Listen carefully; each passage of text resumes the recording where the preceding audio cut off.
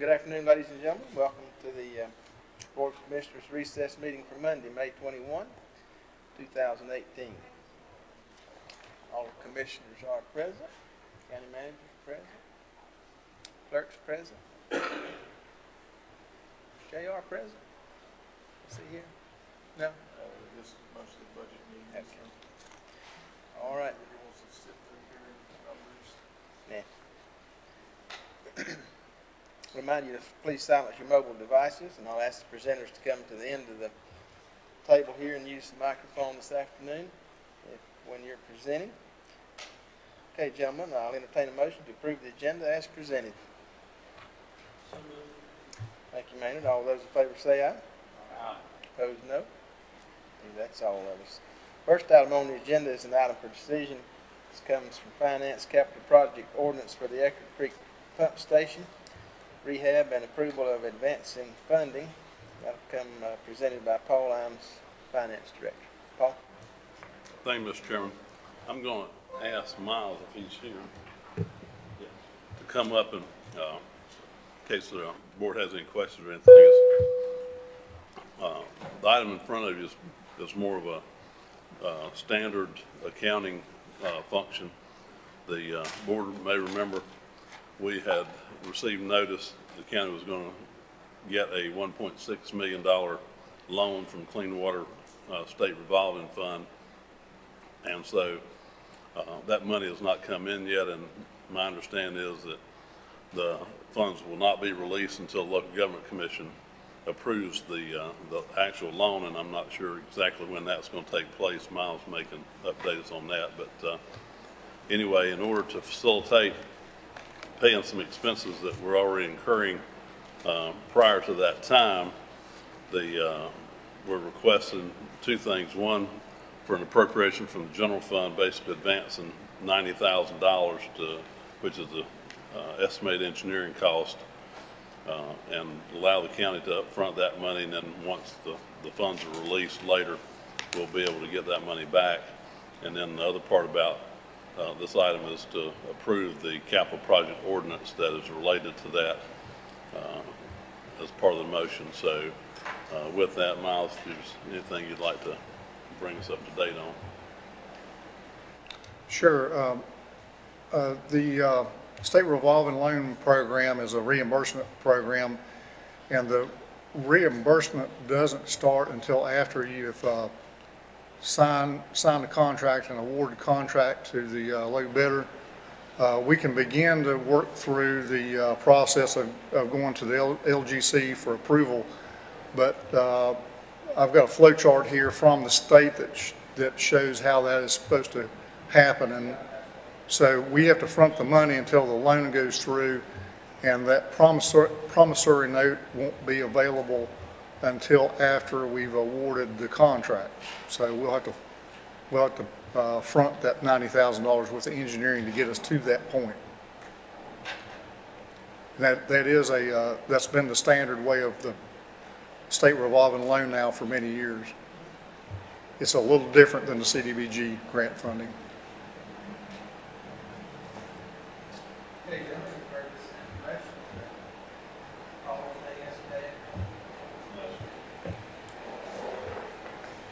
All right, with that, I entertain a motion to adopt ordinance 2018-05 and do what I asked everybody else to do. So much, Mr. Chairman. I don't think we really have a choice in this. We really got to go ahead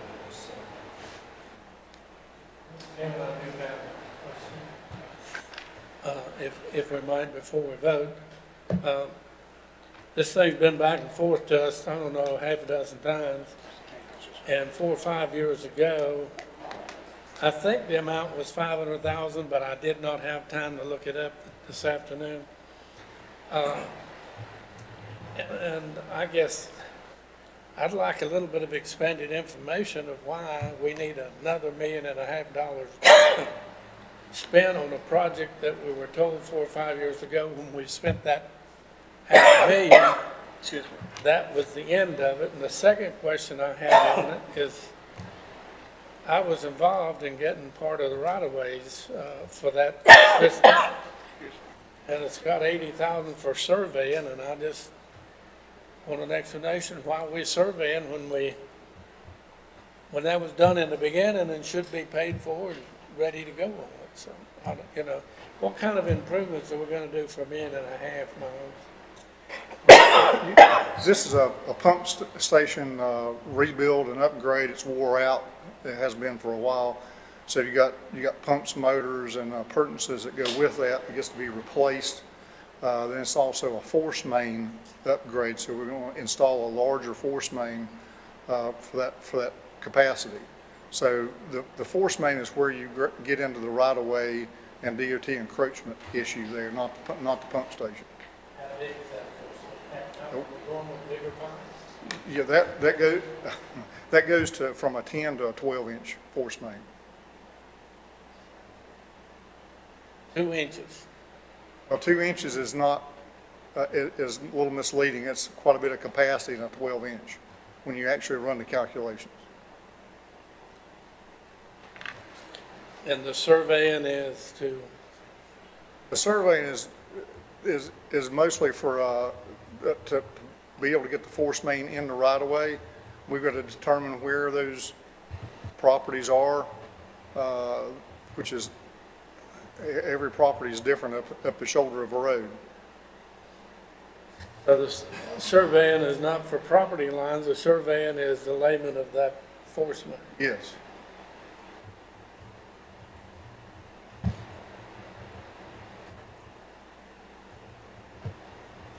I think that's it, Mr. Chairman. All right, thank you, Maynard. Other questions for Miles or Paul? Just got one quick question. How old is that infrastructure at that pump station that we're replacing? I knew you would ask me that. I'm pretty sure it's pushing 20 years, maybe a little bit more than that. And that's pretty much beyond the life of that equipment. Sure. Thank you. Yes. Mr. Chairman, that happened after Wayne and I came on board, so it's around 16 to 18 years old. Other questions for Paul or Miles? All right, hearing none, Wayne has made a motion to adopt ordinance 2018-05 and to appropriate up to $90,000 in general fund balance for engineering and other services related to the rehab of the Ecker Creek Pump Station utilizing Clean Water Management Trust Fund loan funds. The county will be reimbursed itself when the loan funds are released. All those in favor signify by that lifted hand. Madam Clerk, that's 5-1. Thank you very much. Thanks, Miles. Thank you. I'm sorry, 5-0. Thank you.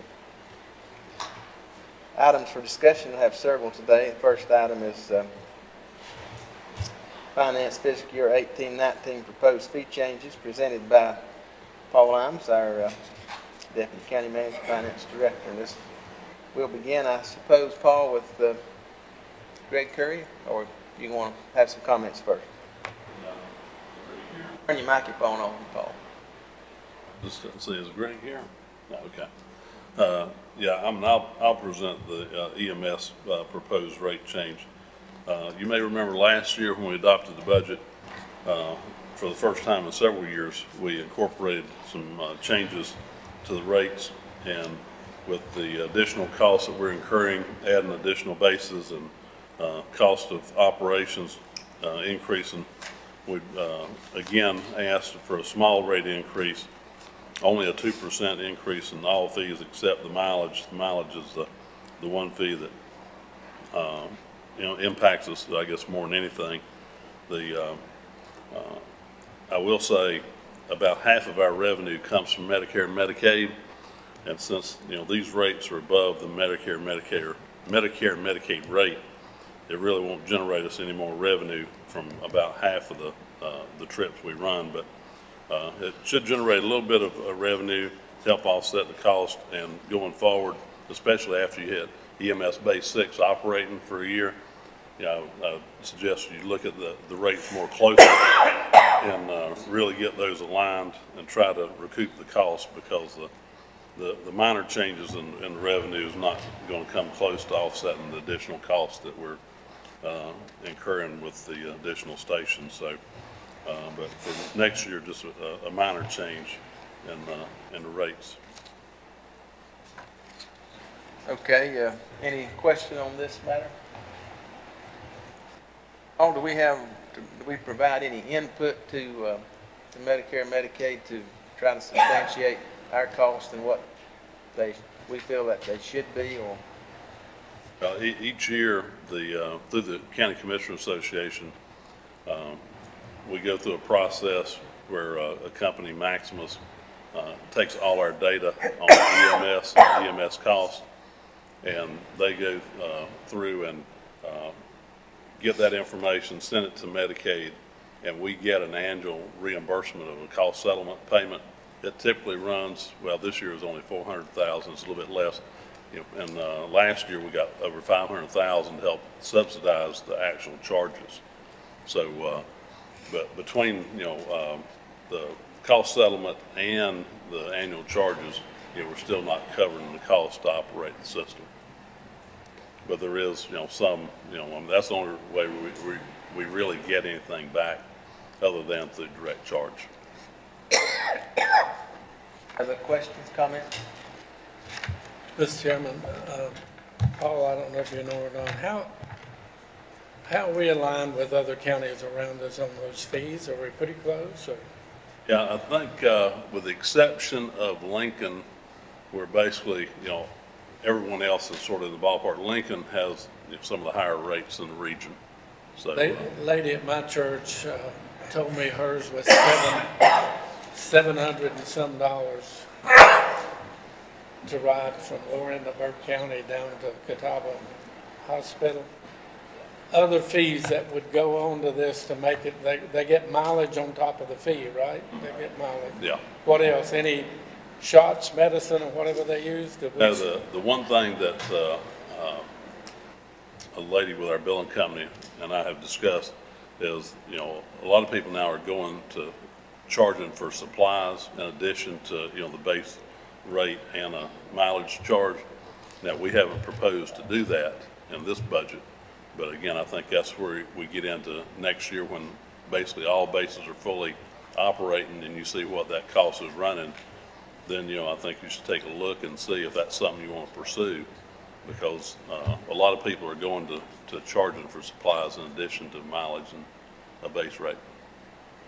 And even as much as that is, we still got to borrow a little from fund balance to make it balance, right? Yeah, I think let me check real quick. EMS. I looked it up, but I forgot what it was. Yeah, I think in the upcoming year,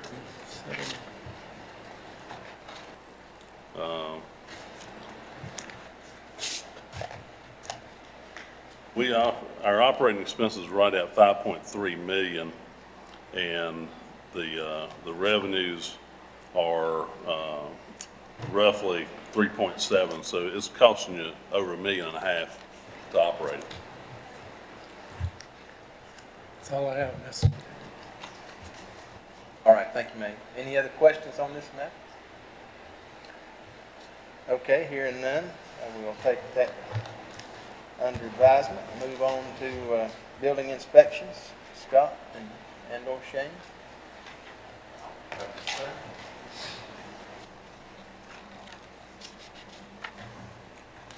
Good afternoon, gentlemen.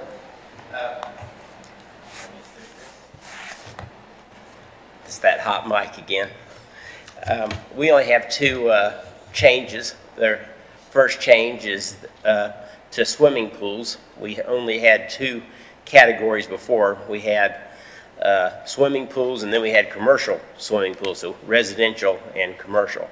And now we are breaking out above ground pools because they only require one inspection, since they don't really fall under the building code except for the electric.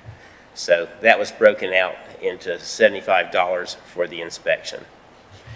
The other change that we made was we updated the International Building Code table and adopted it for the commercial uses.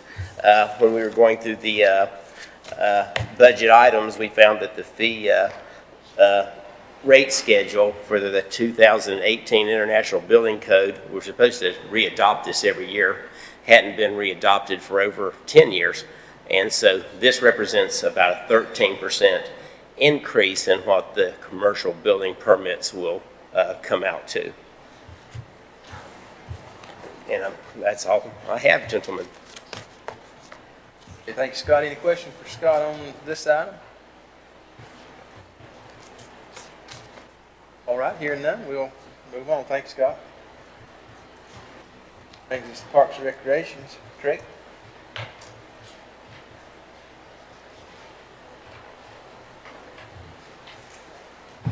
Good afternoon. What I have is some fees that we get hit with on a regular basis that I had no fee for. So I decided it was about time to either update them and add them to it. But one we got was starting with the picnic shelters. I want to add $10 if they use the athletic fields along with that. If they just use the picnic shelter, the rate will remain the same. But if they use a field, then I want to add $10 to the use of the field for my guys just prepping the field and making sure its grass is mowed and all that good stuff. The second one was the ball field rentals. I'm going from $75 a day to $90 a day without use of lights, and from $150 to $165 a day with the use of lights. And also on that lines, we got a $15 an hour rate for teams that want to practice that do not participate in our county leagues. Reference back to travel teams that want to use our ball fields and that, and then plus if they can use them in the daylight, and if they want to cut the lights on, that's a $25 an hour charge for those lights to be cut on. And the last thing I got is we had a forfeit fee in place that never was working because it was kind of an administrative nightmare to administer, because what we did is we charged each team that come in the league $50, and then if they didn't forfeit any games, then we had to go back, and every community that didn't got a portion of that $50. So the county was writing a check to different communities, and that didn't work. So what I'm proposing is, if a team forfeits more than twice in a season, then we're going to impose the forfeit fee on them. That way, I don't have to reimburse them anything; they'll just owe me, and it's easier for me and Wes to keep up with. That's it. Questions for Craig on this matter? Craig, on the fee schedule, Yeah. field usage, Uh-huh. I think we've probably been undercharging. From Oh what Lord, we've I can talked tell you, about. I went from eight surrounding areas that rent ball fields on the weekends, and we're still nowhere close to how high they are. But at the same time, I don't want to price myself out of it, because there ain't a lot of people dying to get in the Reek Park. But we have our reliable customers that I don't want to push them out the door somewhere else. So, Sure. But yeah, we're well below everybody else. I was thinking. Thank you, Craig. Yep. Questions? Mr. Chairman, Yeah. Greg, how full are we on that Reed Park? We were running 60% full. On booked weekends, Yeah. we had out of the possible 30, there's about 34 weekends a year that tournaments are eligible, and we had 31 booked as of. And when I say booked, that's not necessarily made, because during this time of year when they like to play, it rains. Seems like it only rains on Saturdays. So it's still doing very well. So yeah, it's still. That's like I said, and that's what Mr. Moley. I didn't want to run my good customers out the door by overpricing them, but hey, it's time. That price has been that way for 17 years. So.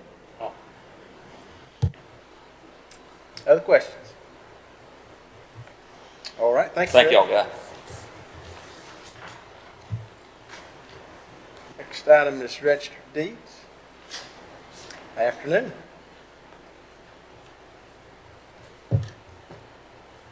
Good afternoon. Mine's pretty straightforward. It's our printers that we have for the public use, and some of our miscellaneous office printers are obsolete now, and we've asked for some upgrades on our printers.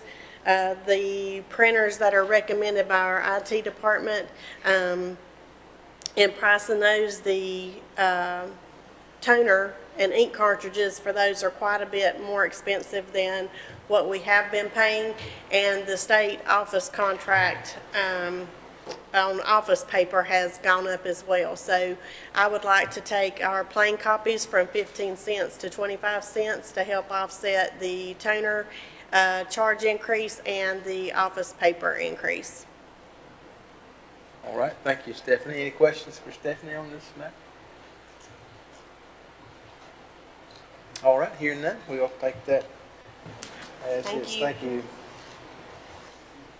Brings us to general services, Miles Indoor Key.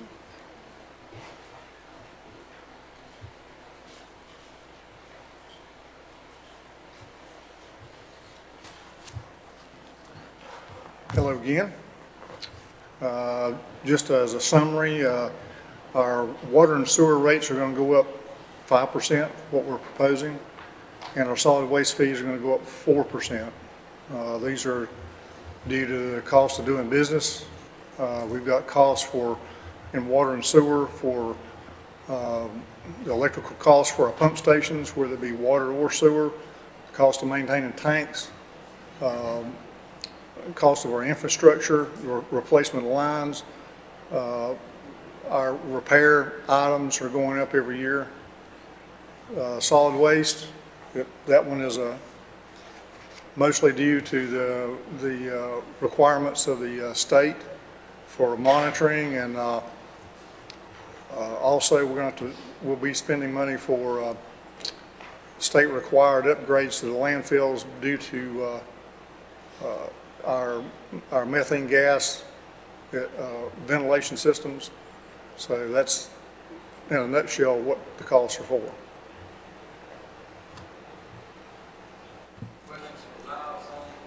This item? And just for the board's information, you know, we've been going up about 5% on water and sewer rates for the last several years. And so, you know, the county general fund is still subsidizing the water and sewer fund.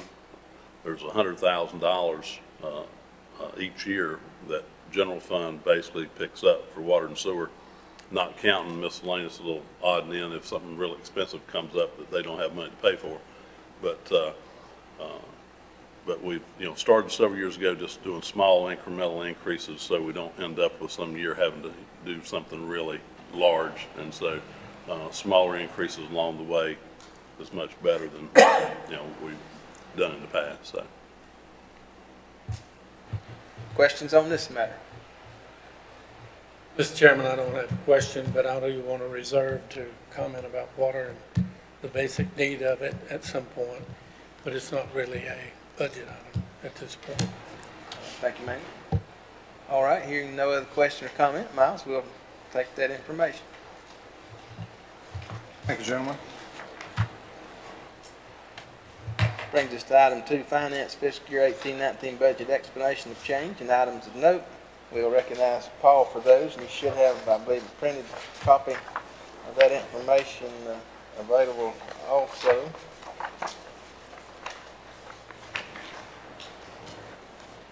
Thank you, Mr. Chairman. This is sort of my, I guess, annual highlights or explanation of things that you'll see in the recommended budget.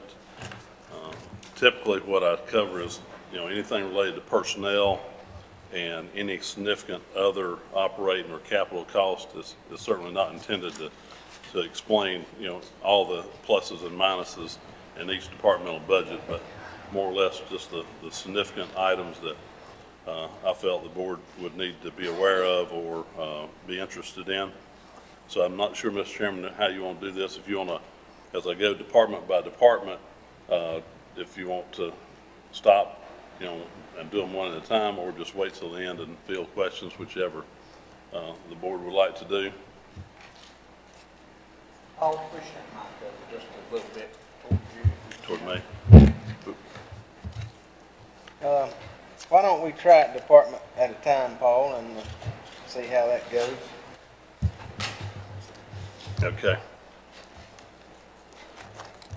All right, the first department is aids and donations. This is the county's funding for most, not all of outside agencies, but most of all the agencies are listed here.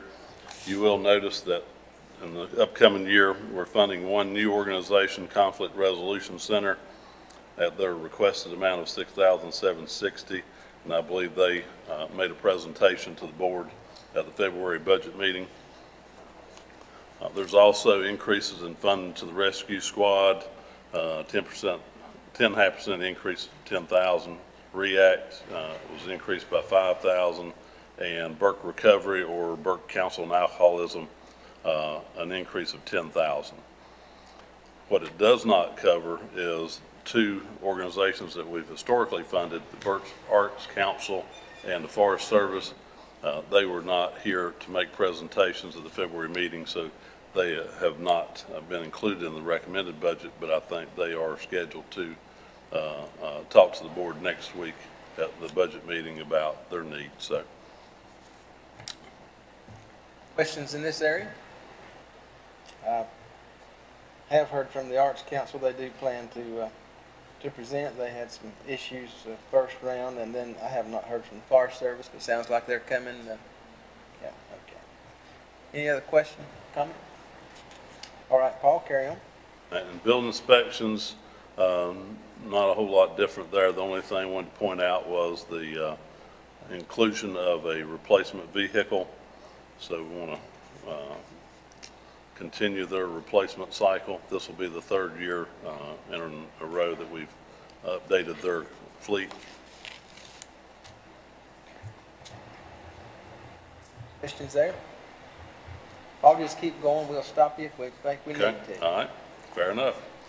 All right, Burke County Schools, I guess the major department that most people are interested in or focused in, since it is quite a large amount of funding. The recommendation is to increase funding for school nurses to the requested $718,403, which will cover 13 nurses. I think the school system added a nurse during this fiscal year and was paying for it out of fund balance.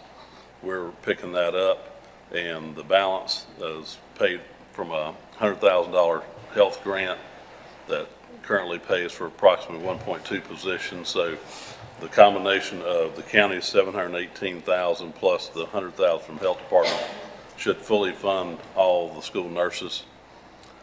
The other current expense appropriation is proposed to remain at the same level as the current fiscal year. Code enforcement. Hold it a second there, if Okay. you will, Paul. All right. I marveled at the newscast one day last week about the governor and him claiming that the state was ante up a whole lot of money for assistance to the school for safety. And some of the things that you're talking here, nurses, safety, and I believe the mental help. And I just wonder if we're not duplicating some of that, or are they going to be helping us with that cost? It was a pretty large sum of money that was going to be handed out to the schools. I've not seen a breakdown on it, Paul, so I can't help you there. Well, they're in their material, and did the commissioners get all the copy of the school's budget request? Do you know? They have it's like 12 pages. Do they have that? I don't believe I have it. Do I? Okay, all right. Well, I guess instead of a formal request, they just emailed a budget, but. I can send it to them. Okay. That email. Once you see the entire school request, may answer some of your questions you're talking about.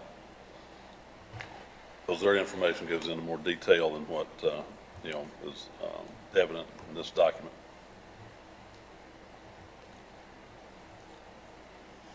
From the original, when we first set up the school nurses, in the end here, we're getting the, I mean, we had Blue Ridge paying some in their schools, and now we're the. Everybody has fallen by the wayside except the county. That's it. Mr. Chairman, let me back up and rephrase that a little bit. My concern, Paul, is that he announced a lot of counties were not providing that protection, and I don't think it's fair for counties who are providing that protection have to continue to pay theirs, and they're going to give it to somebody else absolutely free. So my reason for the question is simply, if they're going to do it, we don't need to do it, and we shouldn't do it, and we should let them supply ours just like they do every other county. So, Yeah, if you can find some more information on that, I'll be glad to take a look at it. okay.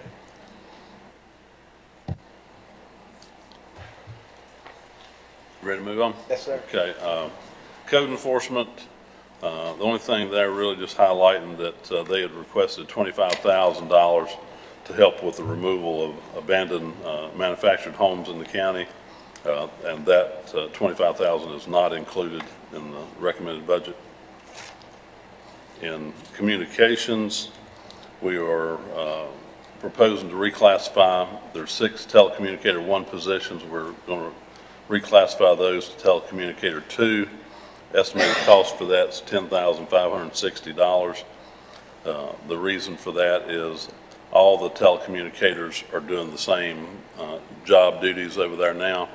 Initially, I think when the operation began, there was a distinction. Telecommunicator 1s, I think, were mainly just call takers, and telecommunicator 2s actually, I guess, give advice and, help the callers. So in the last few years, that distinction has been eliminated. I think everybody now does the same thing, so we're just realigning the pay for the telecommunicator 1s to the same pay that the other folks are getting. We are offsetting that with a reduction in part-time salary expenditure. The department has also suggested eliminating 2 of the department's 15 part-time telecommunicator positions. They're currently not spending as much part-time salary money as they have in the past, so we feel confident that the reduction in part-time salaries will reflect a more accurate number. It also reflects the elimination of a reimbursement. In the current year, we switched 3 technology-related employees to the IT department, and the communications department still paid for those. Whatever their time they spent working in communications, they were billed to the communications department and paid. So this year, we are not seeking to get reimbursed from communications.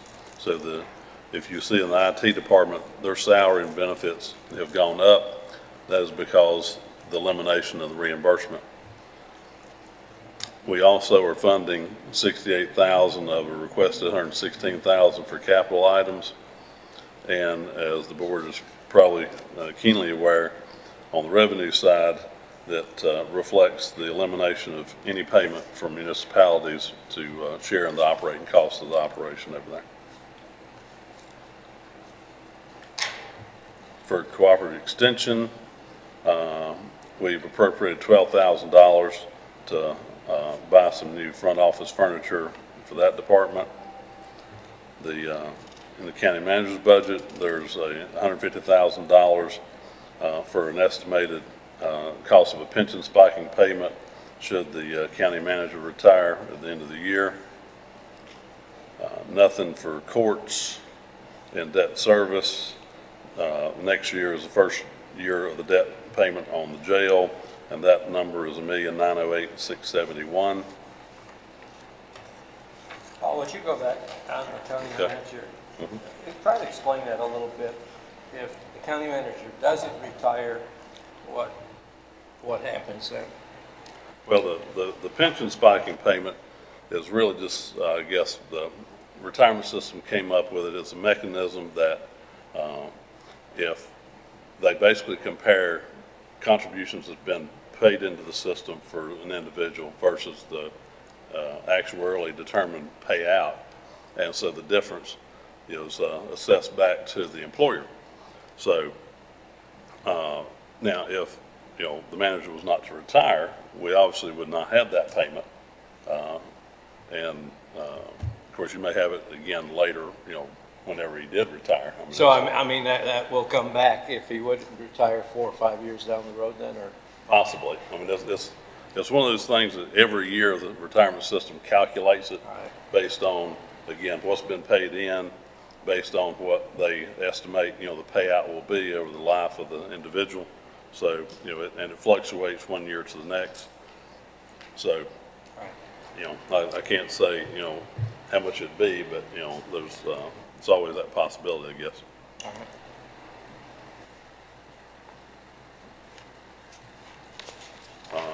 Okay, we go to DSS. In this budget, the recommended budget reflects an almost $2.5 million reduction in overall programs, but that is due to the elimination of child care and Medicaid transportation payments flowing through the county. In the past, we always paid the providers, daycare, Western Piedmont Regional Transit Authority for Medicaid transportation. We would pay the providers, we would submit a report to Raleigh, and then they would pay us back. So this year, when we adopted the budget, we continued, the same, process, but shortly after we adopted the budget, the state, put in place a mechanism where the payments flow directly to the providers. So, they basically cut out the middleman, which is good for us. We don't have to, worry about, paying and getting money back. Employees still have to deal with the providers to make sure there's no issues that they're having with the state. But that therefore eliminates about $3.4 million of expenses that we no longer have. So, so the budget, overall budget for DSS is lower, but the revenue, since these are 100% reimbursed items, those payments are also lower. So you see we're looking at an overall increase in county funds of $195,000. So even though the total budget's reduced, the county dollars has increased by $195,000. The budget funds 4 of 20 requested positions at an estimated cost of $236,000 and a net county cost of $118,000 beginning September 1. That is to allow some time for recruitment and hiring process to take place. The 4 positions that we've included are 3 supervisors, 2 in child protective services, 1 in adult protective services, and 1 social worker for foster care to handle caseload. We've also included $50,000 to contract with a company to conduct a workforce workload study so we can get a better understanding of exactly how the DSS operation is structured, where do we need to focus resources, and so we're not just going into it blind and just throwing people out there because we have so much work to do. We need to target where those resources need to go. Have other counties done that? I don't know. I talked with Caldwell County, and they were being asked for 5 new people, and he was kind of amazed, like, when's this going to stop?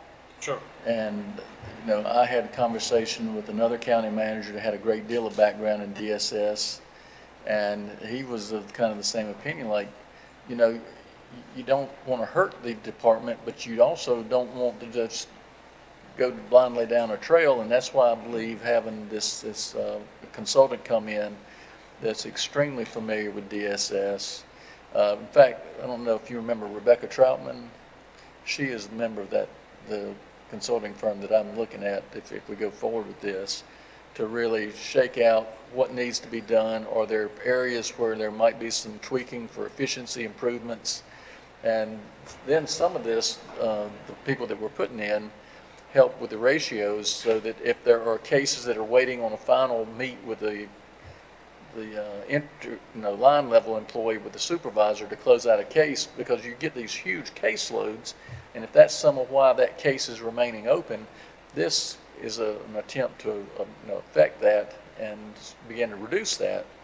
But that, like I said, you don't want to hurt the organization or the ability to provide the services that we're obligated to do, but we got to take some kind of cautious look into this with somebody that we have reason to believe knows what they're doing to get advice from, because as the state moves forward and there's a so-called agreement that I'm supposed to sign at the end of June, or else, I'm not sure what or else could be, but we do want to show that we're making a good faith effort to address the circumstances DSS is in, but again, use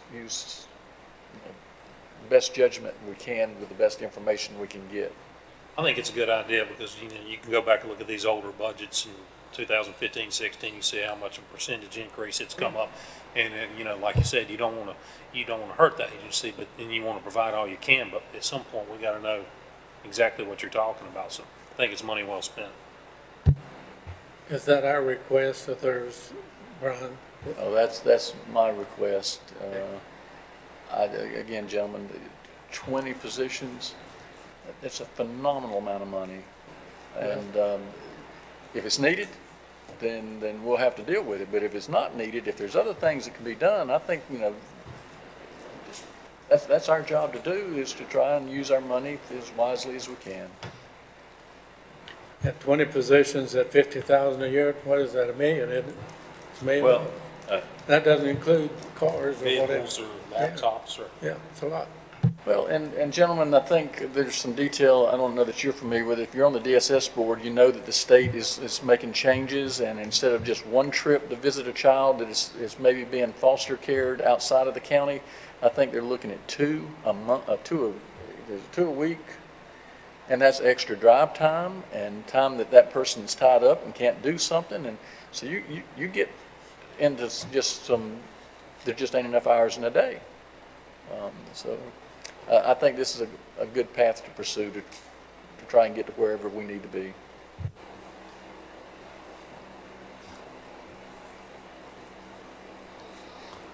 We're also requesting $100,000 to purchase 4 vehicles, 2 to replace existing fleet and 2 to expand the fleet from 16 to 18 vehicles.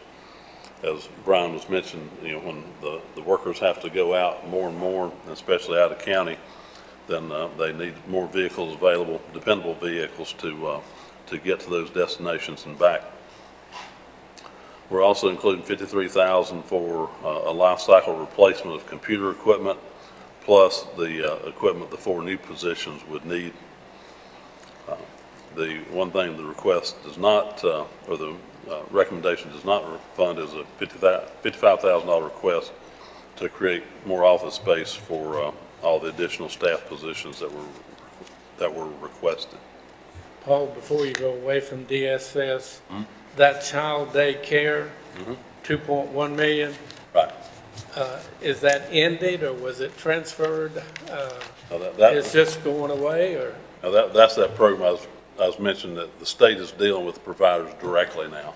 You know, they're leaving us out of it. So, you know, the services. So it's not it was a pass-through budget anyhow, so it really doesn't affect us. Yeah, I mean, we dropped the expenditures, but we also dropped the revenue.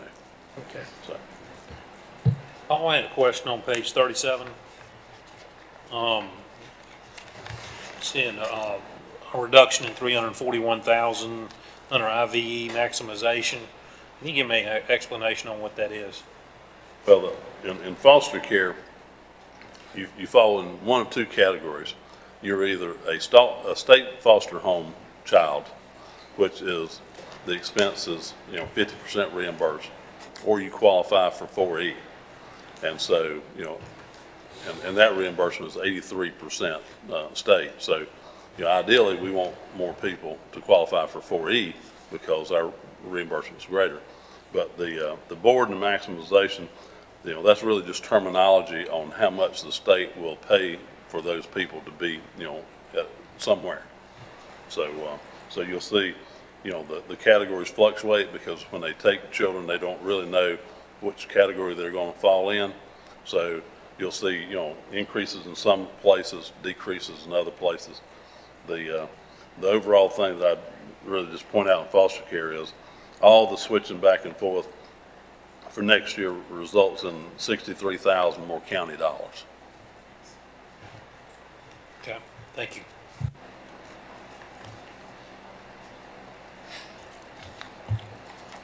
Moving on then to economic development. The budget does provide for first-year payments for both Meridian and molded fiberglass next year.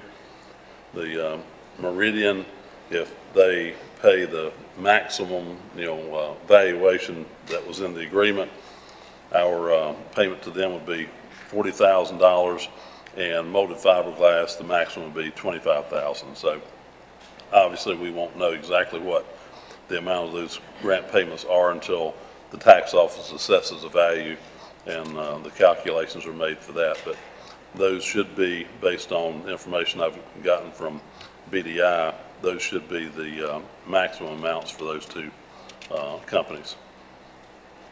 We've also increased the payments to Burke County Tourism Development Authority. As the board's probably aware, I know from some of the prior reports, the board's heard the occupancy tax receipts have increased, and since the authority gets 97% of those, then we've increased both the revenue from occupancy tax as well as the payments to the TDA. Paul, one quick question there. They automatically get that 97, so it's kind of a given. But in their budget, do they include what they will be spending that extra for?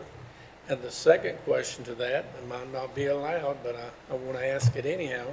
Should we reduce that to 95 and put 2% or whatever on building water for people who need it or whatever?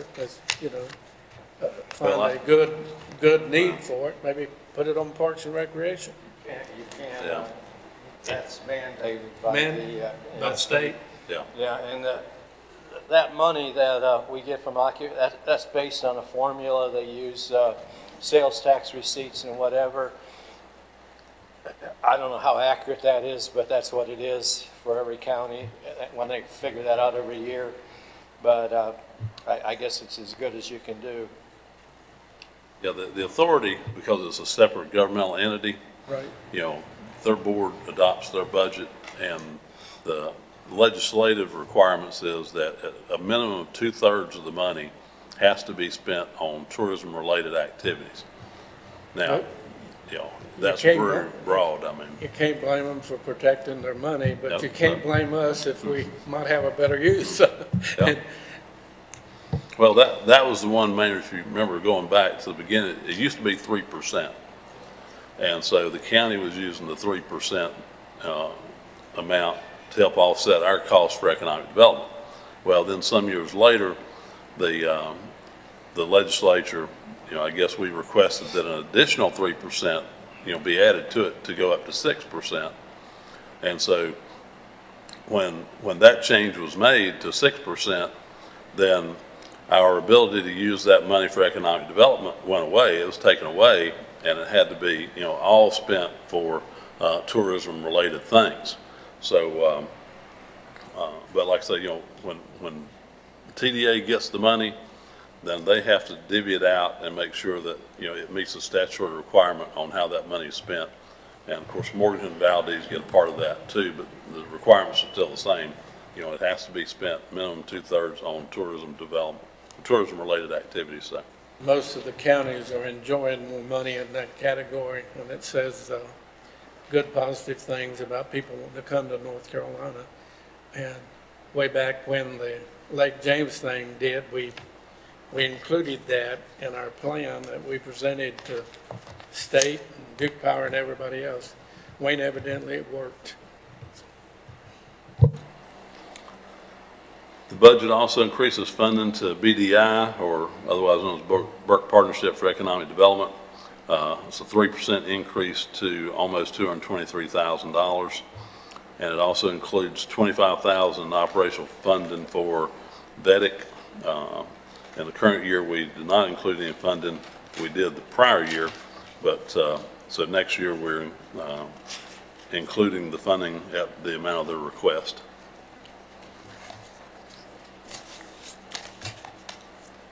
For elections, their budget shows an overall reduction in expenditures because next year you only have one election, and this year you had two. So the decrease in expenditures is because you have one less election. We have included $75,600 for the cost of conducting the general election in November. They had requested funding for two elections, but we've only included the one, and in case another one becomes necessary, then they can obviously come back to the board and ask for funding sufficient to conduct that second election.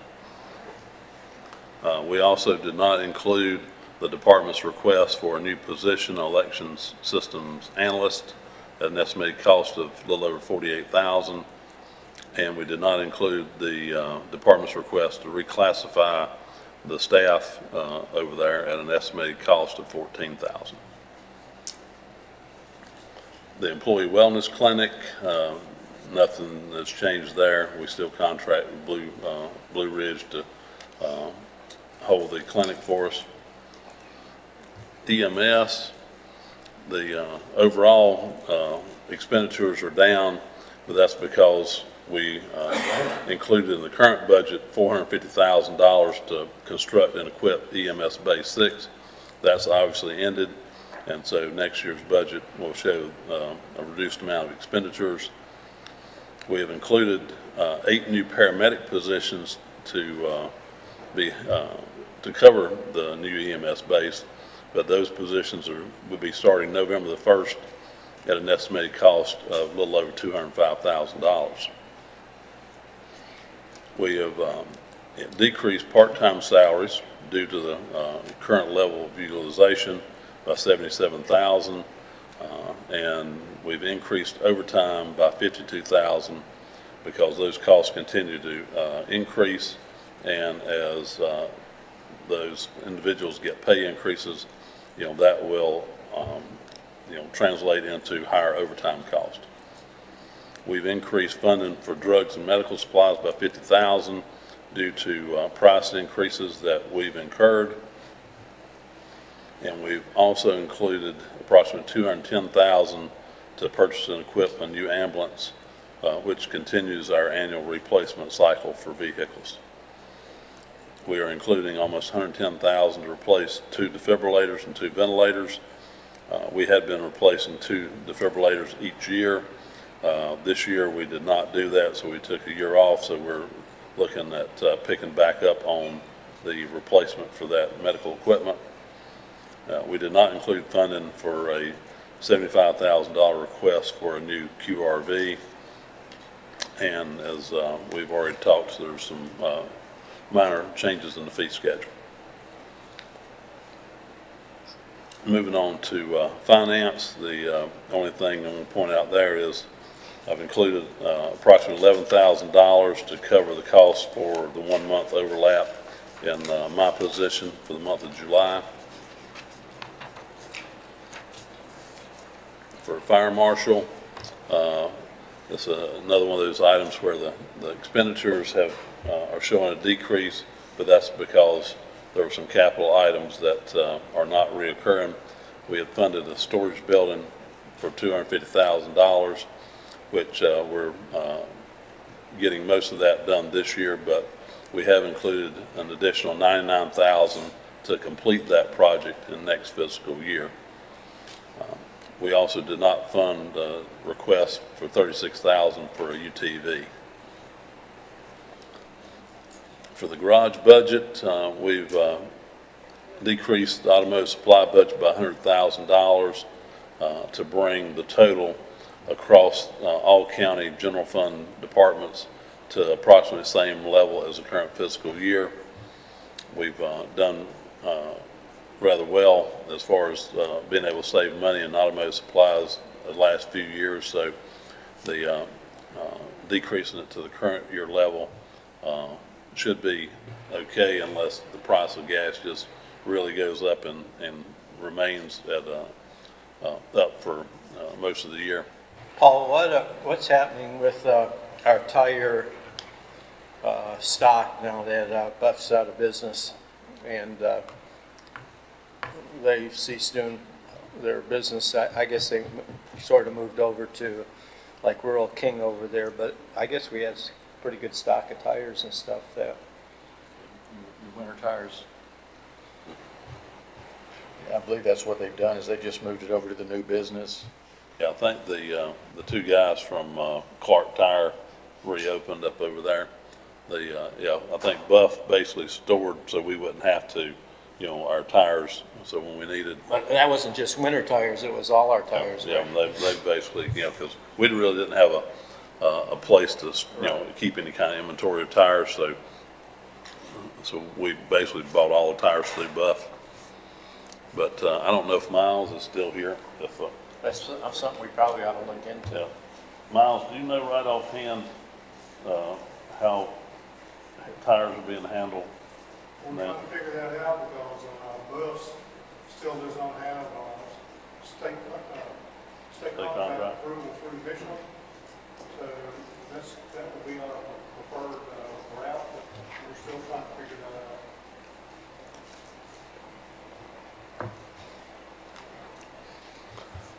out. Moving on to the governing board, two items here. One is we've created a new pay scale for the position of vice chairman. Currently, the chairman has one level of pay. All the other commissioners have, a different level. So we're proposing that there will be added a step in the middle of the chairman and the base pay for county commissioners for the vice chairman. So we've included that cost in at an approximate cost of about $575. And it reflects another decrease in the overall expenditures because of the capital items that was included in the current budget that is not reoccurring in next year's budget. In the health department, we've got an overall $333,000 increase in county funds for all programs. We have a required maintenance of effort amount of $190,000. That amount is split equally between family planning and maternal health. We've included the requested reclassification for 3 positions that are individuals retiring, and the department is looking to restructure the department's management team. So the result of all that, even though the positions may be higher grades, there will be a savings of approximately $26,000 in those 3 reclasses. It does not fund a request for an additional environmental health specialist position at an estimated cost of almost $55,000, and it funds 1 of 2 requested vehicles for environmental health in the amount of $22,000. Part of the increase in the county cost is $39,000 for Medicaid repayment. The Medicaid folks decided after they'd given us money that I guess they had a better way to calculate the amount they should have given us, and so they have performed a recalculation and have asked the counties to pay back funds that they had gotten in prior years. I think Rebecca went over that at the February budget meeting, and I think she's here in case you have any specific question. And then the other item is that we're increasing the cost of the contract with Blue Ridge Healthcare for a nurse practitioner to work in the primary care clinic and provide the sexually transmitted disease exam services. Total increase in cost of about $65,000. In human resources, we've included $13,500 to begin utilization of an employee assistance program. That's something that employees have asked for years, so we've incorporated that into next year's budget. And we've also included $6,600 to contract for the paying class study of department heads as part of the HR department's year 3 review of the paying class plan.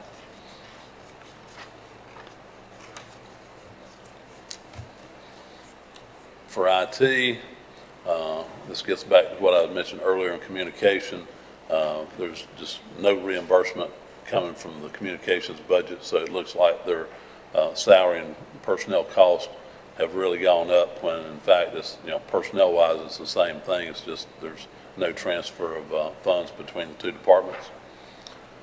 We did not fund a request for an administrative assistant, an estimated cost of $44,500.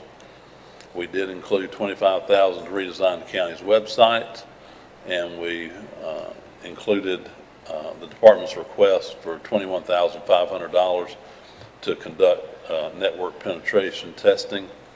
I think with the way everyone's concerned about keeping your data protected, that's probably money well spent.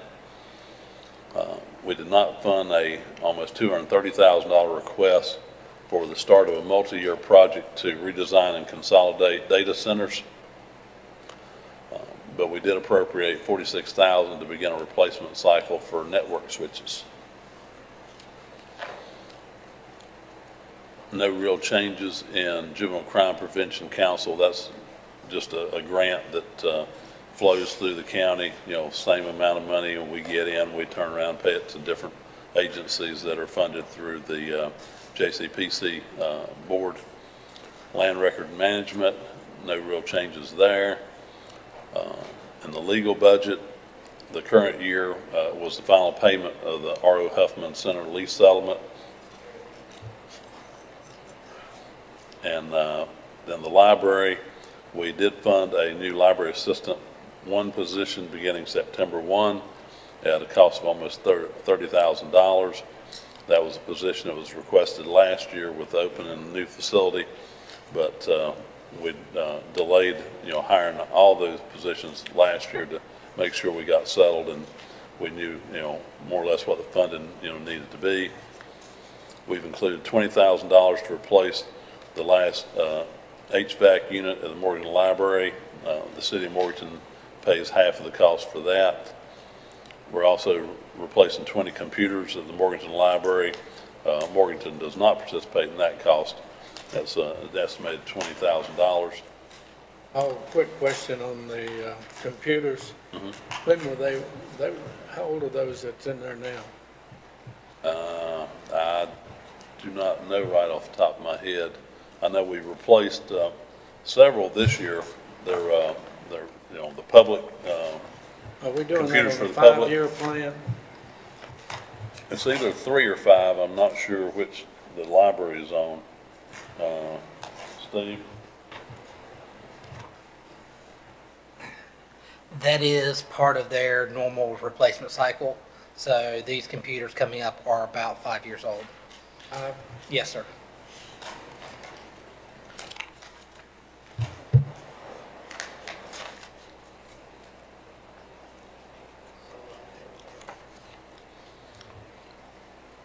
And lastly, we have appropriated the second half of the county's cost for the library expansion in Valdez, another $250,000.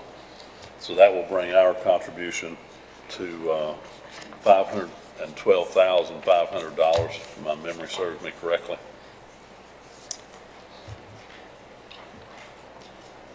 Maintenance and operations budget does not include a new position for operations manager at an estimated cost of a little over $57,000. It does include $100,000 to provide security upgrades for the registered deeds and tax collection areas. It does not include funding for building and parking lot improvements at Avery Avenue in the amount of $202,000, or a generator at Foothills Higher Ed Center for $140,000. We're continuing replacement of the HVAC units at the Ag Center, $30,000 to replace a 2,000 unit, and $15,000 for this building that replaces a 2002 unit. We have included $37,000 for a new service truck to replace an 11-year-old unit with over 100,000 miles. Medical examiner and mental health, nothing really to report there. Mental health receives the same $265,000 in funding that they received this year. Non-departmental, which is where the cost of pay increases, are budgeted. We have the second year of the HR department's review of the pay and class plan. The estimate from HR for the cost for that is $439,000. We're also continuing to provide funding for the staggered performance pay system, or the merit plan, whichever you prefer to call it. It's approximately $116,000 for that. $55,000 for the annual holiday bonus in December. We've included $234,000 for a 5% increase in medical insurance cost, as well as $524,000 for the estimated cost for retirees' health insurance. In planning, does not fund a request for a planning technician at an estimated cost of $48,000. We've appropriated $24,000 for a vehicle replacement with to replace a 2007 with 150,000 miles. We have included a $145,000 request for a covered bridge on the Fauna Flora State Trail, and $95,000 for a picnic shelter and vault toilet at the county park. They're shown as transfers to the capital project fund in the transfers budget. It did not include the $100,000 request for matching funds for possible trail grants should they come about. In recreation, we've included $55,000 for a 30 by 60 maintenance / storage garage. I think you heard about that in February from Treg, but it does not fund a $140,000 request for additional field lighting at Reed Park. Register of Deeds, we're converting a part-time position to full-time at a cost of approximately $24,000. We are including the restoration of 9 volumes of historical records at an estimated cost of $25,000, and we're appropriating $10,000 for redaction and microfilming services. We're not including any funding for a satellite office location, but we are anticipating increased revenue based on current activity levels of about $50,000. The retired employees, which are the law enforcement employees, there's nothing to report there. The number of retirees is actually down for next year. So the senior center, First Morganton, we've included $30,000 for the department's top 3 capital items. So sidewalk repair, $15,000, replacing the heat pump, $6,500, and a camera system for almost $8,500. East Burke, we are including a request for a part-time office assistant position at an estimated cost of approximately $12,000. And in the nutrition program, we are reclassifying a part-time program assistant 4 to a nutrition program assistant. It's the same grade, and so there's no change in pay.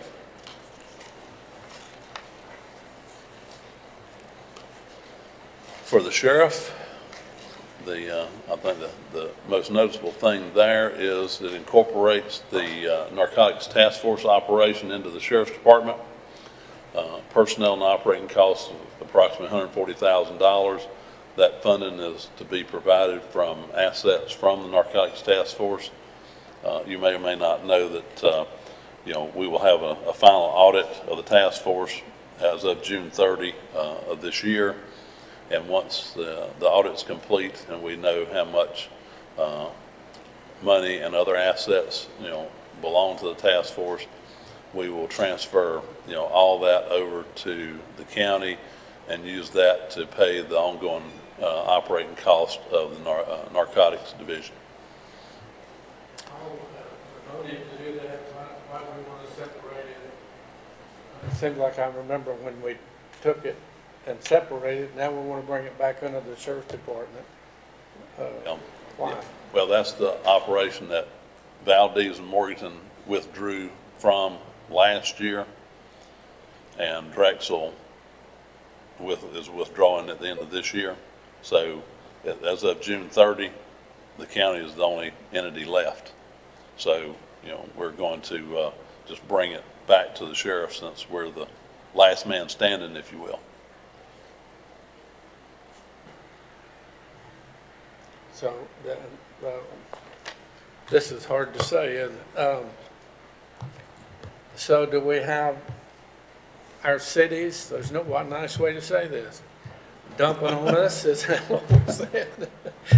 I mean, are we picking up things that, from a countywide situation, that they should be continued to do? I mean,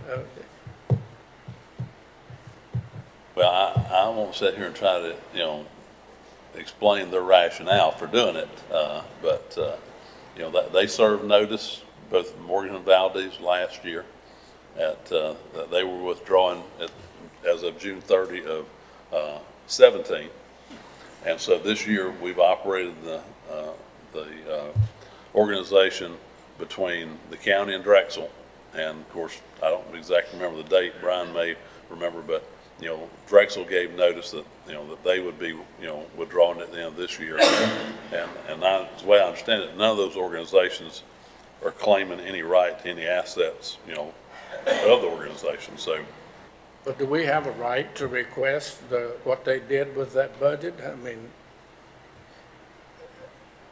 of course, it was their budget, not ours, correct? well, it was the combined task force budget. Okay. We paid $20,000 a year to be in it. Well, can we request a report of how many people they serviced or got off of drugs? Or? Oh, I'm sure that there's records, and well, you have those records, I'm assuming, from the task force for, you know, the activity, the you know, the arrest and all those kind of statistics. Talking about the arrest in other jurisdictions?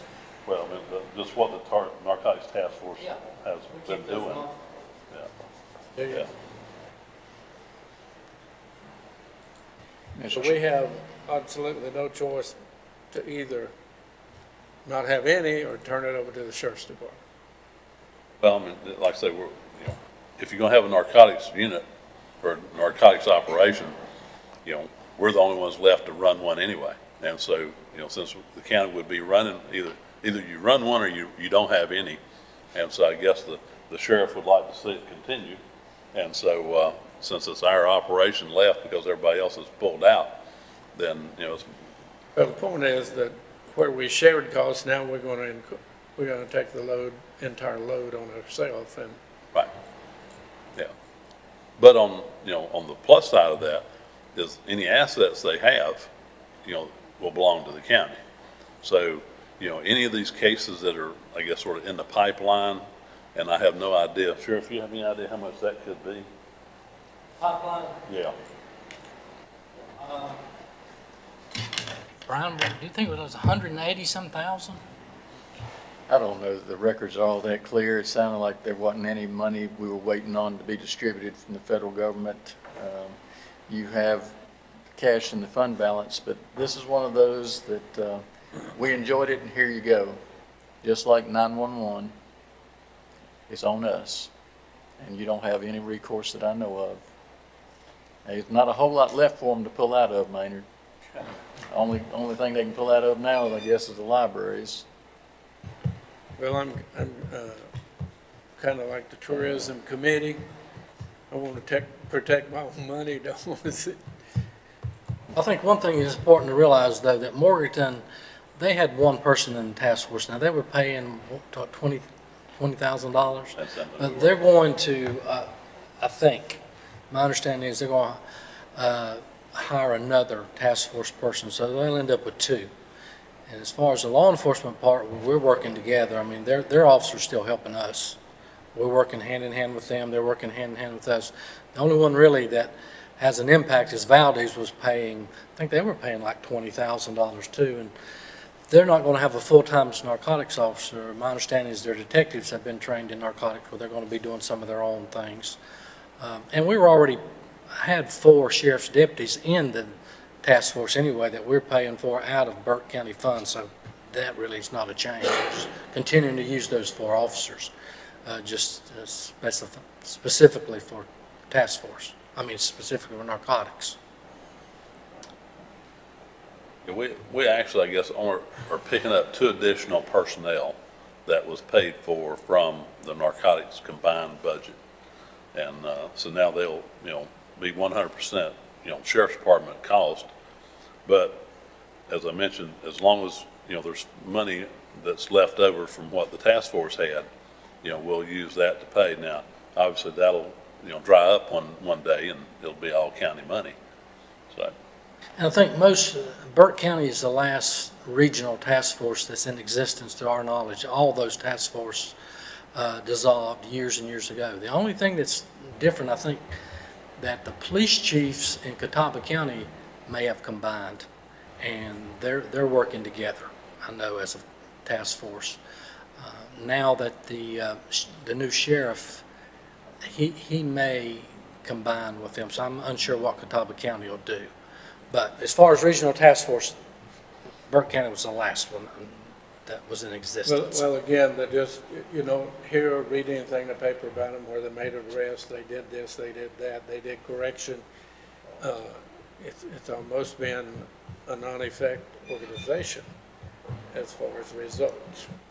Now, they may have done some good things, but we don't have a iota of what they are.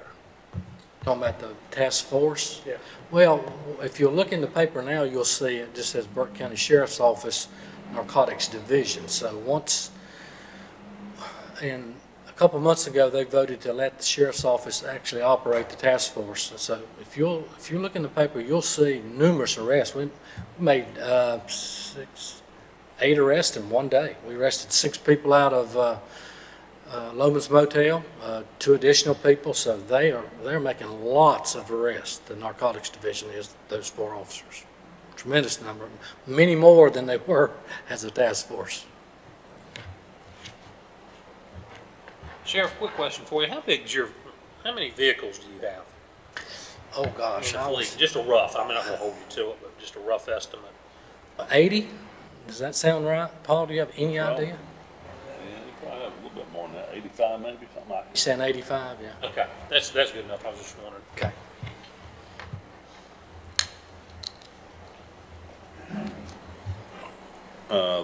The recommended budget does not fund a request for 4 deputy sheriff positions at an estimated cost of $188,000. Does not fund a request to reclassify 11 detectives at an estimated cost of $26,000. And it does not fund a continuing $27,000 request for 24/7 legal services that specialize in law enforcement matters. It does provide almost $338,000 to fund acquisition and equipping for 7 of 16 vehicles requested, and it continues the annual replacement for radios, MDTs or mobile data terminals, and computers by appropriating $64,500 for the radios, $53,000 for the MDTs, and $21,000 for the 19 desktop computers. We've also included a little bit of money for furniture and to do wallpaper and carpet replacement. We've got $5,000 for furniture and $2,500 for wallpaper and carpet. But it also does not include a request for $205,000 for the first year of a 5-year agreement to outfit the deputies with body cameras and new tasers. Sheriff, is there not federal grants coming out for body cams, or have they told you yet? Yes, there's lots of grants and a lot of there's lots of grants, and most of them that we found were 50%. So I asked about that, and we didn't want to go into the process of doing a lot of work if you couldn't afford 50% of that. But it's not any that's fully funded that we know of. Some of the cost is not captured. The cameras are one thing, but it's the storage that really eats you up. And so in this particular budget, you know, they're great things to have, but I have to make a decision at some point what we can do and what we can't, and we're appropriating fund balance to balance this budget, and I just I can't feel comfortable doing it this year. Was there not something that I heard from the Sheriff's Association about a central repository to hold these films somewhere? Did I just misunderstand that? I hadn't heard that now. Our last training conference was in early spring. We'll go back in July, so maybe I'll hear. I haven't heard anything about that. It's probably a good idea, though. You got 100 counties then that can come together and with 100 strong and probably negotiate much better deals.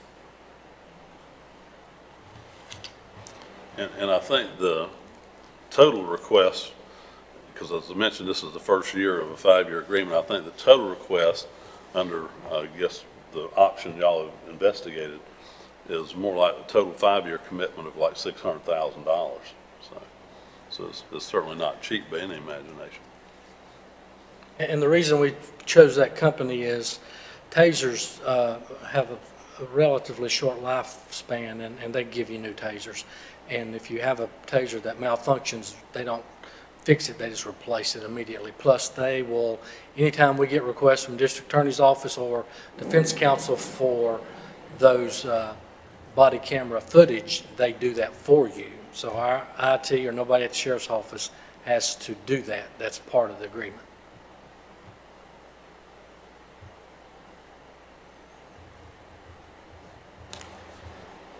Okay, continuing on with animal control, we're appropriating $35,600 for a second year of vehicle replacements and $5,000 to replace a 20-plus-year-old storage building. For detention, we have not included any funding for the 44 additional positions requested by the sheriff. We have increased funding for inmate medical costs by $50,000 to a total of $180,000, and we've increased funding for inmate housing by a combined total of $277,000.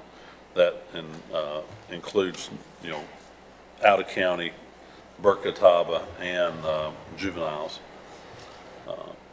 And it does not include funding for the sheriff's request for radio signal boosters or replacing toilets and sinks at the courthouse.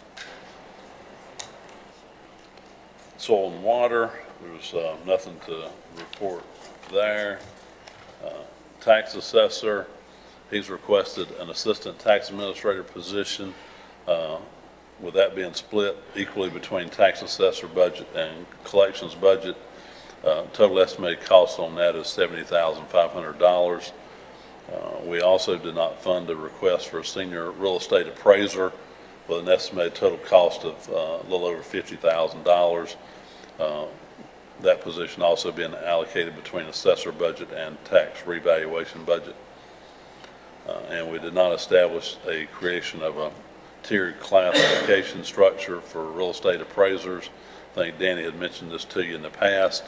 It's something I think the Department of Revenue is sort of, you know, trying to guide folks to.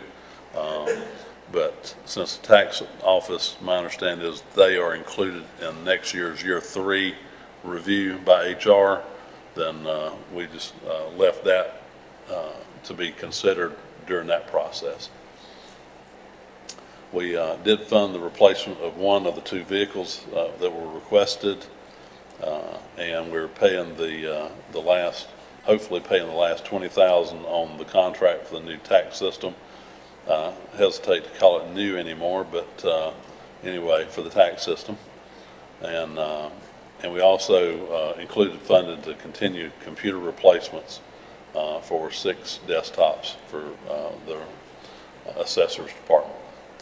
Tax collection, nothing really to report there or at EMS.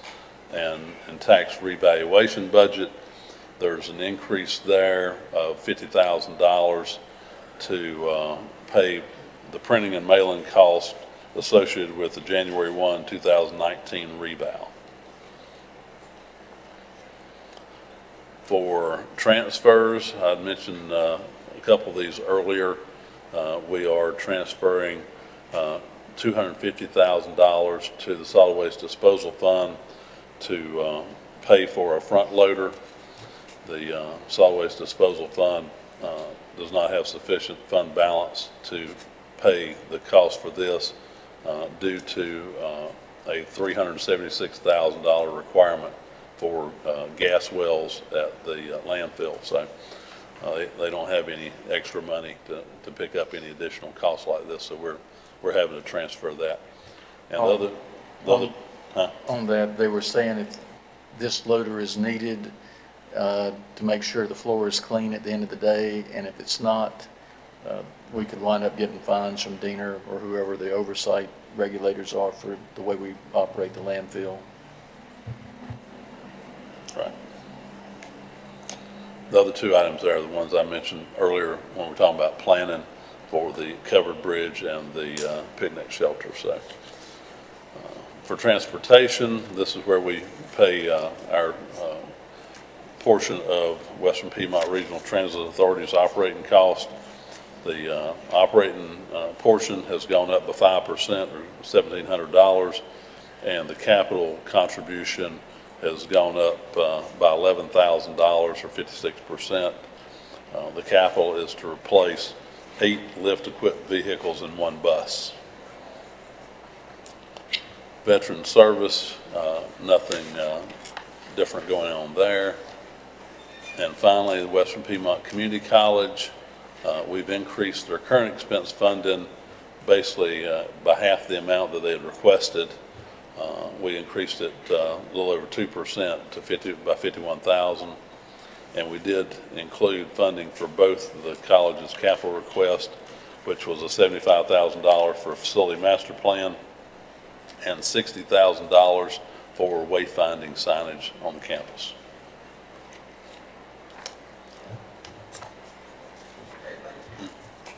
Thank you, Paul.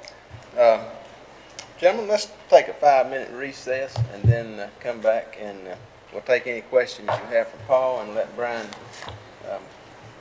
have time for discussion, and we'll give you time for any discussions that you would like to have also. Okay, 5-minute recess.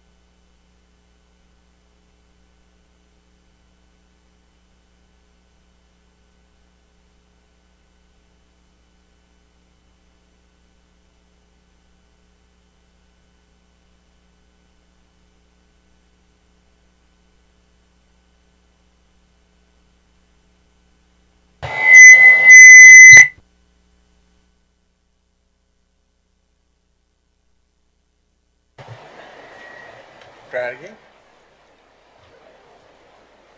Okay, I'll call us back to order, and before we turn it over to Brian, I'll ask any questions on any of these items that Paul has just gone through, anything that you'd like to talk about or discuss on any of this 1 through 10 that we have just heard from Paul. I had a couple. One is under Parks and Rec. With all the trail system we have up there now, I saw the request was for 15 hours a week, part-time, 7,500 versus 9,500. To me, I'd like to see that 9,500 so we can get that, keep those trails in shape, because the same person also takes care of the canoe launch there in Glen Alpine as well. So I just think, you know, those few hours do make a difference, and we're having that many people on the trail. I just want it to look the best it can. And then I had another question about code enforcement. You know, to me, I'd like to see some monies there for the removal of abandoned manufactured homes. I understand with the budget crunch, but, you know, we're talking about, some of the commissioners were talking about trash along the roads and things like that. Well, this kind of falls in the same category as far as making the county eye appealing. I just think that's pretty important. And then the third thing, question I had is concerning environmental health. There was a specialist not being replaced, or was that a replacement position, or was that a new position? It's a new position. Okay. So how many positions do we have over there now in that specific? 6. Okay. All right. Thank you.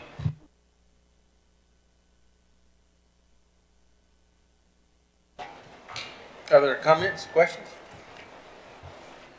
Mr. Chairman, my printer ran out of ink. I couldn't print this. I was going to print it for you gentlemen. This is from the News Herald, and it was on May the 2nd edition. And of course, it's by John Hood. And I'm not going to read this long thing. I just want to read one paragraph, and hopefully you will understand that the reason that I am so diligent in trying to look at the whole and the entire picture of things. But anyhow, remember that every dollar government takes from us to spend represents a dollar we cannot spend for ourselves on important things like food, clothing, shelter, rearing children, receiving medical care, supporting religious and community organizations, enjoying the recreation and leisure, or building valuable capital to generate future income for when you retire. There was another article that I could not locate that went a little further on that, and a couple of things quickly, because after getting this stuff, some of the questions I had went away, and some of it will change my question. But I've had several calls since the article came out about the water on Highway 18. And the paper gave us a good article about that, and I don't blame people for calling. I think I did a good job explaining the difference. And I have called Leah Martin, but she has not returned my call. But it's hard to explain that you're going to spend $1.2 million and service 8 people, 8 residents on that grant. And I told them that wasn't local tax dollars, that was government grants. The Laurel Road and Perennial Street people have called, and we have talked about this for 4 or 5 years now.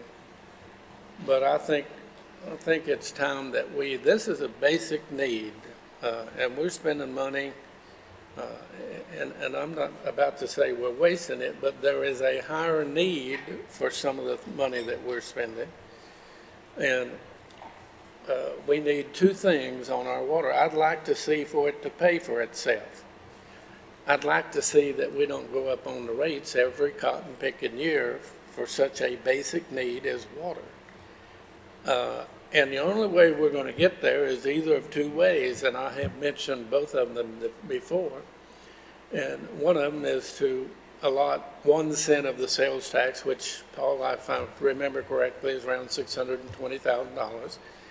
And we start whittling away at some of these major concerns for water. And I also have requested that we look, Catawba County has it. I do not know if Caldwell had. I know they has it, but they were looking at it. We need a high user water to encourage big users to use water so that we can even that scale. Some of these people that want this water is within a quarter mile of where their location is. And that would help the water ideal too. The Peronelli Street is a case of there's just not good water on that street. All of them. It's kind of like the back end of where I live, Taylor Avenue, that it's just, the water's so bad, the treatment is so high, and the cost of finding water is high. And I know we're trying to make money with that water, and we should, in my opinion, if we had played our cards correctly, we could have enough people on that water system, either through promotion or something, to make that an even keel for us, which would really be nice if we could do that. And the second thing that I had that I'm not totally satisfied with is, Paul, we're taking $2.1 million out of fund balance to balance the budget. $2,055,000. Yeah. And we took how much last year? Was it about 700 and some, wasn't it? Well, we adopted the current budget, it was 900. The budget you adopted for 17-18 appropriated 966.5. Right at $1 million. So our fund balance at the end of this year is projected to be? Well, we should still be, high teens, so. 17, 18? Yeah. Million. Well, I will admit it's better than raising the taxes. So it's a better plan than a second one by far. And how much 401k, what formula are we using for that? Well, the county matches 2% if the employee, we'll match up to 2%. So if the employee puts in 1%, we'll match 1%. Okay. Now, the only difference is law enforcement, you have to put in 5% of theirs without any contribution from the individual. That's what I thought. I thought it was matched, but I thought it was matched up to 3%, but if it's matched up to 2%, anyhow, I got a report that the county gave 8% and gave all of it. And I said, no. I don't even think that's legal unless it's changed since I got out of the business. You weren't allowed to go that high. But a lot of stuff, Mr. Chairman, to study and review. And like I said, some of it I had looked at last week and had written down some questions. The information that was given to me and the information I got has changed some of those questions, and so I will wait till next meeting to ask those questions. Brian? Paul, we need to clarify, we appropriated 900 some thousand for this year's budget, but appropriating and using is a different thing. And you're believing actually going to surplus some money this year because all the salaries was not used. Yeah, hopefully when the dust settles this year, we'll end up, not having to take money out of fund balance. The only sort of unknown with that is, the board had to basically appropriate $500,000 for sheriff's medical and housing costs during the year. So that, if we spend all that, that could throw a little damper into it. But either way, plus or minus, fund balance is not going to change much. Other questions, comments? All right, with that, we'll move to item 3, and we'll let Brian make his comments concerning the budget. Thank you, Mr. Chairman, members of the board. I appreciate your patience. I'm sorry that AC is not working the way we would like it to. It takes a little bit of time, I guess, to get somebody over here, and they're over here this morning trying to work on it. And they can't understand why the thermostat's calling, but the compressor ain't acting. So that's where we are with that. But the good news is I've put money into the budget request for that to be replaced come July 1. So hopefully we'll be able to get through to then. As you know, we're having to appropriate fund balance to balance this year's budget. And of course, there's a big difference between appropriating and actually spending.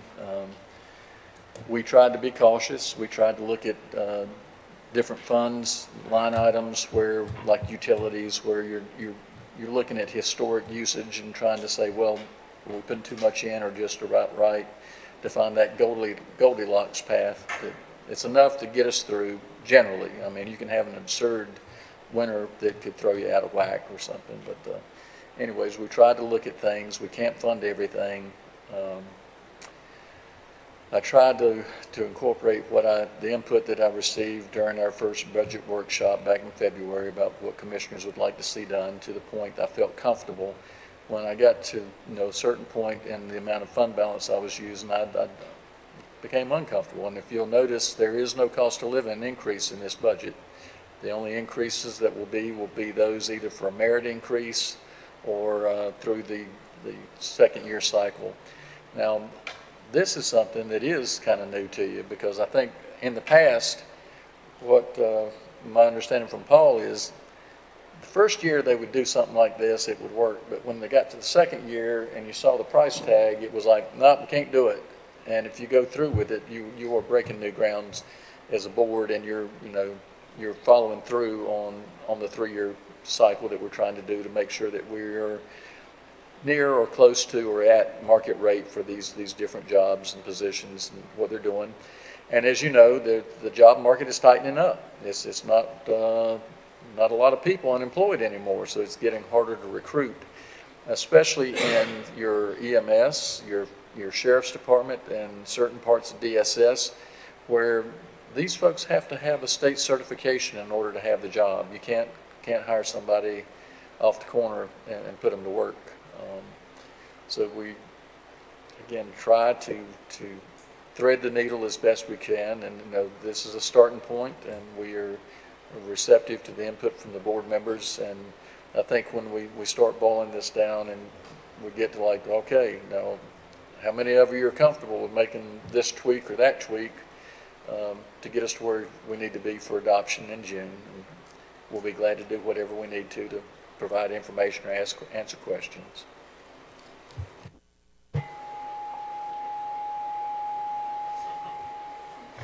Okay, it's kind of spooky. Thank you, Brian. Any questions for Brian at this point, gentlemen? Now let me say, and just kind of echo what Brian just said. We are approaching, decision time, and if you have anything that's of concern, please get it before Brian, before the rest of us, so that we don't get a surprise somewhere along the way, and get everything kind of ironed out and be ready to go. We do have another budget meeting scheduled for May 29th, and at that time we'll hear from, remind me, Kay.